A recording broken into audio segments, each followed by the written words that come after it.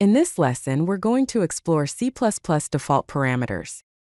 Default parameters allow you to define default values for function parameters, making function calls more flexible. Here we have a function with default parameters. It's a void function called displayMessage. It accepts a string named message, another string called prefix, which has a default value of info, and a Boolean value named addNewLine, which defaults to true. Inside the function, it prints the prefix enclosed in square brackets, followed by the message. If addNewLine is true, it adds a new line to the output. There are a few key rules to keep in mind when working with default parameters. First, default parameters must be the rightmost parameters in the function's parameter list. Second, once you provide a default value for a parameter, all parameters to its right must also have default values.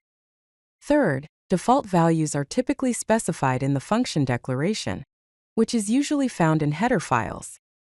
Looking at some examples, the first function declaration, voidfunc with integer a, integer b equals 10, integer c equals 20 is valid.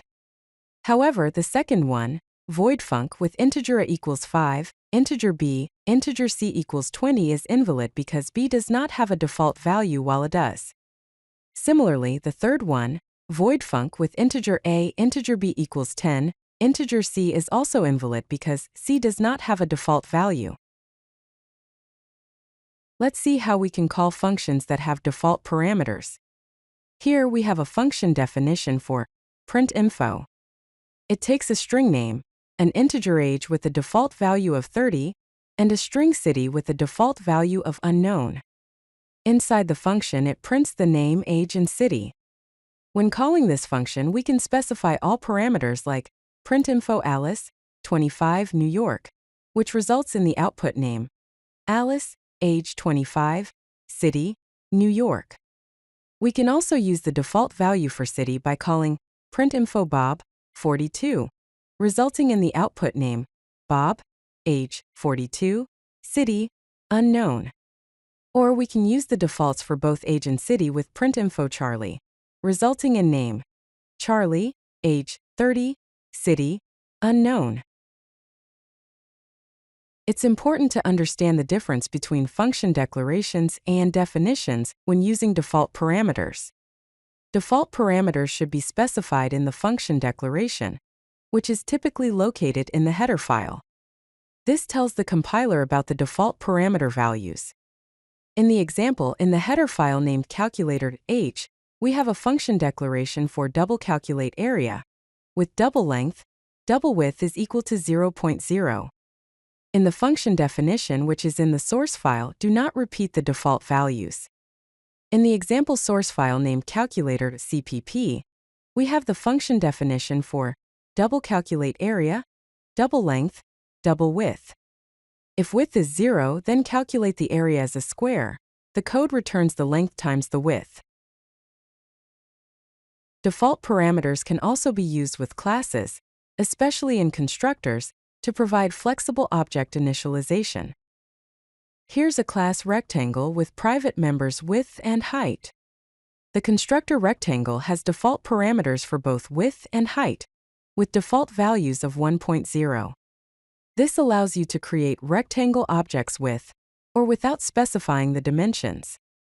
Some best practices include using default parameters in constructors for flexible object initialization, choosing meaningful default values that make sense in most cases, and documenting the default values in comments or documentation. There are a few common pitfalls to avoid when using default parameters. Default parameters are evaluated at compile time, not runtime. You cannot use variables as default values, only constants. Redefinition of default parameters can cause errors, and overloaded functions can become ambiguous with default parameters. As a problematic example, if you have a global variable, for example, integer global value is equal to 10, you cannot use this with a default parameter in a function, for example, void process with integer value is equal to global value. Rather, you can make a constant integer, for example, const integer default underscore value is equal to 10, and then you can declare void process with integer value equal to default underscore value. Also, there might be ambiguity with overloading. So if you declare void display with integer x equals 0, and then you also declare void display, calling the display function becomes ambiguous. In summary, default parameters provide flexibility in function calls and must be the rightmost parameters in the function declaration. Specify default values in the declaration, not the definition, and use constants for default values, not variables. Be careful with overloaded functions to avoid ambiguity.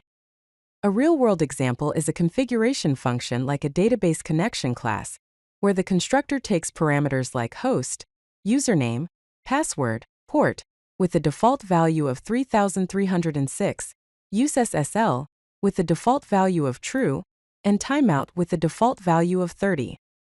Most users only need to specify the first 3 parameters, while advanced users can customize everything.